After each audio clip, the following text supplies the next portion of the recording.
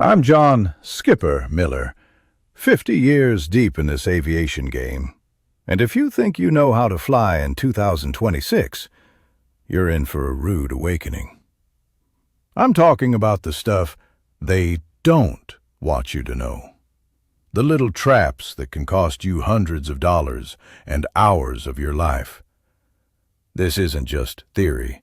These are real stories from real airports, and they're happening right now, catching even the most seasoned flyers off guard. You see, the rules are always changing, but nobody's sending out a memo to regular folks like us. First up, let's talk about the dreaded liquid limit. I saw Mr. Arthur Henderson, a sharp architect in his early 50s from Seattle, caught completely off guard at JFK just last month. Arthur was breezing through security, a routine he'd perfected over 30 years. He had his carry-on, his laptop, and a toiletry bag that had traveled with him across 6 continents. But as he reached the end of the line, a TSA agent, polite but firm, pointed to his familiar bag. "Sorry, sir," she said, her voice even. "This toothpaste exceeds the limit." Arthur, puzzled, held up the tube. It was clearly marked at 4.6 ounces. He'd used that exact brand and size for what felt like an eternity, and it had never been an issue before. The agent calmly explained the new, strictly enforced 3.4-ounce rule. No exceptions for anything, even a fraction over. Arthur's flight was boarding in 20 minutes, and he suddenly faced a crushing choice. Either step aside, empty his meticulously packed bag, and toss out that expensive, nearly full tube of toothpaste, or miss his connection. He was fuming, muttering about rules changing without warning. But the line behind him was growing, and his flight wasn't waiting. He eventually had to sacrifice the toothpaste, costing him time and a good $10, all because a rule he thought he knew had subtly shifted beneath his feet. The secret here, folks, is always to check your labels against the current 311 rule, which means containers of 3.4 ounces or less that fit in one quart-sized bag. Most standard toothpaste tubes are fine, but many of the larger or family-size options now push or outright exceed that limit, especially with manufacturers often listing metric measurements that don't translate neatly into ounces for TSA. A simple 2-ounce travel size saves a world of hurt and keeps your travel day running smoothly. Don't assume what worked last year will work today, especially with the heightened security protocols since 2025. Next, let's talk about identity. Remember when any old state-issued driver's license got you through airport security? Not anymore. Ms. Eleanor Gable, a retired teacher in her late 60s from Denver, found this out the hard way at Denver International. Eleanor had flown countless times to see her grandchildren in Florida for decades, always using her standard Colorado driver's license. But this past May, as she handed her ID to the TSA agent, she was stopped. "I'm sorry, ma'am," the agent told her politely but firmly. "This isn't a real ID. We can't accept it for domestic travel." Eleanor's face fell. Her license lacked that crucial little gold star in the corner, the symbol that designates it as a Real ID-compliant document. She'd heard talk about Real ID years ago, but assumed it only applied to new licenses or that the enforcement was still delayed. Now she was heartbroken, stranded at the airport, and missed her flight entirely. She had to call her daughter to rebook everything, causing untold stress and expense. The Real ID Act enforcement, originally delayed several times, is now fully active as of May 2025, and it's catching older, less frequent travelers like Eleanor completely off guard. Your actionable step? Check your driver's license today for that little star, typically in the upper right-hand corner. If it's not there, you need a passport, an enhanced driver's license, or another TSA-approved form of identification. Don't wait until you're at the airport, 40 minutes before your flight, to find out you're effectively grounded. Trust me, the agents are just doing their job, and they can't make exceptions, no matter how much you plead. And finally, the carry-on conundrum. Airlines are ruthlessly enforcing sizes these days, and they're not shy about charging you for it. Mark and Sarah Taylor, a young couple in their early 30s from Boston heading for a quick getaway to Florida, were confident their small-wheeled suitcase and duffel bag would be fine. They'd even measured them, they thought, with a tape measure at home. But at gate B12 at Orlando International, as they approached the boarding desk, the agent, with an almost apologetic smirk, asked them to go ahead and place your bag in there, pointing to the dreaded silver sizer that sits next to the counter. Mark's wheeled bag barely fit, sliding in with a gentle push. But Sarah's duffel, packed tight with a few souvenirs they'd picked up, bulged just enough to refuse entry into the metal cage. It was maybe half an inch over here, a quarter inch there, but it wouldn't budge. The agent shrugged. "That'll be $65 for a gate check, folks." Their relief at being on time evaporated into frustration and an unexpected fee that ate into their souvenir budget. They were caught in a classic trap. Their bags were almost the right size, but almost doesn't count anymore. My advice? Always undersize your carry-on, especially if you're planning to pack it full. Test it in your home with a bag sizer, or even a cardboard box cut to the airline's exact dimensions. And if you're flying basic economy, double-check your airline's specific dimensions. They vary wildly, sometimes by several inches, and some basic fares only allow one small personal item, not a carry-on at all. Never assume, always verify. That $65 fee for a gate check can turn a budget trip into a headache, and it's entirely avoidable with a little forethought. These seemingly minor details can ruin your trip before it even begins, draining your wallet and testing your patience.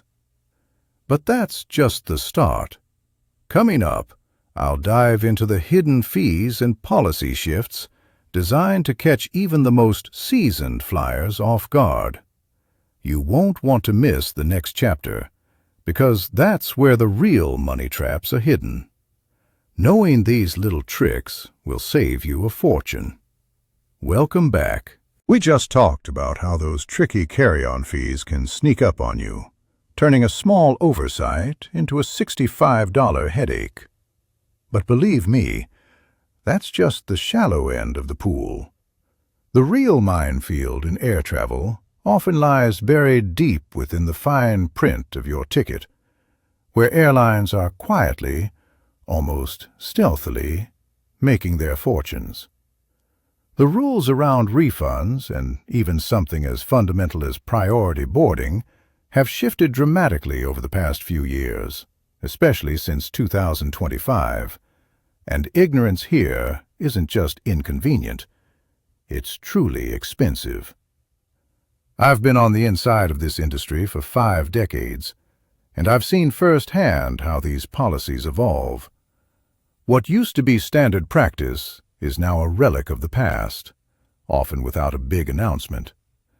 Most passengers, even the most seasoned ones, simply don't realize how much has changed until they're standing at the counter, facing a problem. Let me tell you about Ms. Caroline Albright, a high-powered business consultant from Dallas. Caroline has probably logged hundreds of thousands of miles in the air, crisscrossing the country for high-stakes meetings. Her company policy always bought refundable tickets for the sheer flexibility they offered in a world that never stops moving. Just last month, a crucial meeting she was scheduled to attend was canceled at the 11th hour. Caroline, naturally, went to cancel her flight out of Dallas-Fort Worth, fully expecting her money back. After all, it was a refundable ticket, right? But when she called the airline, the agent on the other end delivered a polite, yet utterly unexpected blow. "I'm sorry, Miss Albright," the agent said. "Your ticket is eligible for travel credit, not a cash refund." Caroline was stunned. She practically shouted into the phone, "But it's a refundable ticket." It turned out that the airline had quietly updated its policy. Now, refundable typically meant refundable as a travel credit, unless the cancellation occurred within 24 hours of booking. This little detail was buried deep in the terms and conditions, a change that had slipped right under her nose. Caroline, despite all her experience, was caught off guard, and her company ended up with a travel credit they didn't immediately need instead of the cash they expected. The crucial insight here, folks, is to always read the fine print on refundable tickets. Especially if you're booking through third-party sites like Expedia or Google Flights, these platforms often have their own additional layers of terms. If there's any doubt about whether you're getting cash versus a travel credit, pick up the phone and call the airline directly before you click that purchase button. Don't wait until you're in Caroline's shoes. Now, let's shift gears to something that really tugs at the heartstrings, especially for those of us with kids or grandkids. Priority boarding for families. This used to be a given, a universal courtesy, a small helping hand in the chaos of air travel. But like everything else, that's changed. David and Emily Baker, traveling from Chicago with their two energetic young children, a 3-year-old and a 5-year-old, learned this lesson the hard way at Gate C-17 at John F. Kennedy International Airport in New York. They always relied on pre-boarding to get settled, wrestling car seats and diaper bags down the narrow aisle, finding space for their carry-ons. When they approached the gate, full of the usual pre-flight anticipation, the agent scanned their boarding passes and delivered another unwelcome surprise. "We've updated our policy," she stated matter-of-factly. "Families with children under 2 years old may board early. Older kids must wait for their assigned group." Emily's jaw practically hit the floor. Their youngest was 3. What used to be a broad, kind gesture for families with young children is now often restricted to infants or toddlers under a very specific age, often 2 years old or sometimes even 18 months. The Bakers were left trying to wrangle 2 tired, restless children and their bags in the already crowded gate area while their boarding group was called much, much later. This caused unnecessary stress, not just for them, but for the passengers who had to wait for them to finally get on board and settled. It even delayed departure for a few minutes. So, here's the trick. Check your airline's specific family boarding policy well in advance of your trip. Don't just assume the old rules still apply, because chances are they don't. Some airlines, bless their hearts, still offer a more broad family boarding, but many have tightened up considerably to speed up the boarding process and, frankly, encourage you to pay for earlier boarding groups. If your kids are older than 2, plan to board with your assigned group, or, if it's a non-negotiable for your sanity, consider a different airline that still caters to families with slightly older children. A little research up front can save you a world of frustration and give you back some of that peace of mind. These seemingly minor changes are meticulously designed to extract maximum value, often at your inconvenience. What you thought you bought, or what you expected to receive, might now be a thing of the past. It's a constant dance between what you remember and what the updated rulebook dictates. But there are even deeper layers to this game, subtle traps involving your own digital footprint, your behavior, and the tech you carry that can put you on the wrong side of airport scrutiny. You'd be surprised how much information they have and how it can affect your travel experience. We'll delve into those subtle traps and, more importantly, how to avoid them in our next chapter. Prepare to have even more of your assumptions challenged, because knowing these hidden practices is your ultimate travel advantage. I've spent 50 years navigating the skies, from control towers to terminal gates, and what I'm about to tell you could save you from an absolute travel nightmare. Most passengers assume they know the rules, but with 2026 fast approaching, the game has changed entirely. What you thought you knew, even after clearing security, might just land you with a flight ban or a significant delay. It's no longer just about your bag. It's about you, your behavior, and even what you're wearing. These are the subtle traps, the hidden practices, and knowing them is your ultimate travel advantage. First up, let's talk about something totally unexpected, your attitude.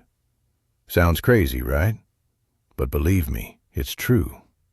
I once witnessed a situation with a young man named Ethan Holloway, a college student about 20 years old, who was trying to catch a connecting flight through Orlando International.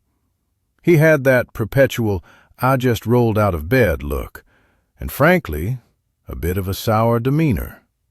He was clearly irritated, sighing loudly as he wrestled his backpack out of the bin, then slammed the plastic bin down with an exaggerated huff. He hadn't done anything wrong with his items. Everything was perfectly compliant. But as he went to collect his shoes, a TSA agent, a calm woman in her late 30s, stepped forward. "Sir, we're going to need you for secondary screening," she explained politely. Ethan's exasperation triggered a behavioral flag, leading to a 20-minute delay. "Because in 2026, the agent later told a colleague, your attitude is part of your luggage inspection." They weren't looking for contraband. They were looking for cooperation, and his frustrated body language stood out like a sore thumb. My number one tip here: maintain a calm, respectful demeanor, even if you're stressed out of your mind. A simple "hello" and "thank you" can go a long way in de-escalating potential scrutiny, and it certainly speeds things up. Remember, you want to project a calm, prepared traveler, not someone who's about to lose their temper. You wouldn't want a brief moment of frustration to cost you an important connection, would you? Next, let's talk about your tech. It's not just laptops and tablets anymore. The rules have expanded significantly. Take the case of Mr. Kevin Davies, a solo traveler in his early 50s from Phoenix who was flying through Dallas-Fort Worth. He had cleared the main scanner when his carry-on bag was pulled aside. The agent didn't find anything obviously suspicious, but he carefully removed Kevin's e-cigarette and a large, unlabeled power bank. Both devices were scrutinized for a solid 10 minutes, with the agent referencing a printed sheet of regulations. Kevin was bewildered. He'd flown with these items dozens of times. The problem? Rules on lithium-ion batteries and specific electronic devices have quietly expanded. Some e-cigarettes, especially those with larger battery capacities or smart features, now raise red flags, even if they're technically allowed. Power banks, if not clearly labeled with their capacity in watt-hours, will almost always be questioned. The confusion and the wait can be excruciating, especially if you're on a tight connection. So, always ensure any loose lithium-ion batteries or power banks are in your carry-on, never checked luggage. And, critically, check the current TSA guidelines for e-cigarettes and any devices with heating elements before you even leave home. One quick search could save you from missing your flight. Then there's what you wear. Yes, really. I remember watching Mr. Robert Sterling, an adventure photographer about 45 years old from Miami, prepare for his flight out of Miami International. He was dressed for maximum comfort, as many travelers are. Baggy cargo pants, a bulky hooded sweatshirt, and a graphic t-shirt underneath. He breezed through the metal detector, but as he stepped off the mat, he was immediately pulled aside for a pat-down. His bag was clear, his shoes were off, but the agent still needed to perform an enhanced screening. The issue? The bulkiness of his clothes, combined with multiple pockets in his cargo pants, made it harder for the scanners to get a clear image. He fit a profile for enhanced screening, not because he was suspicious, but because his clothing choices created too many blind spots for the technology. The result? Another 15 minutes of delay, even though he was perfectly innocent. A simple rule that speeds up the process for everyone, including you. Wear minimal layers, light fabrics, and avoid too many pockets in your outerwear. Think simple, streamlined clothing, and you'll sail through security much faster. Finally, don't think you're in the clear just because you made it through TSA. Gate agents are now often the last line of defense, enforcing rules that can seem completely new. Mr. Patrick Jenkins, delighted to have cleared security and found his gate, decided to grab a large, refreshing bottle of water from a terminal vending machine at gate A9 at JFK. He popped it open, took a big gulp, and scrolled on his phone, feeling home free as he approached the boarding gate. "Sir, you can't bring that on board," the agent said, pointing to his opened water bottle. Patrick argued, reasonably, that he bought it post-TSA. "Policy changed this month, sir," the agent responded, unflappable. "No open containers." Patrick was left with a choice: chug his 20-ounce bottle of water in front of a line of passengers, or toss it. Either way, it delayed his boarding, and, frankly, it was an unwelcome surprise. This is a new one for many, so pay close attention. Some airlines are now enforcing a no open containers rule at the gate, even for purchases made inside the terminal. If you buy a drink, finish it or reseal it tightly before you get to the boarding gate. Don't let a simple drink purchase snag you at the last minute. So there you have it, the complete 2026 Airport Survival Guide. From managing your attitude to scrutinizing your tech, from choosing your clothes wisely to understanding new gate policies, the skies have certainly changed. But with these insights, you're not just a passenger. You're a prepared, savvy traveler, ready to navigate any challenge the airport throws your way. Don't let these unspoken rules catch you off guard. What's the craziest thing that's ever happened to you at an airport? Share your stories below, and let's help each other fly smarter. Stay safe out there, and happy travels.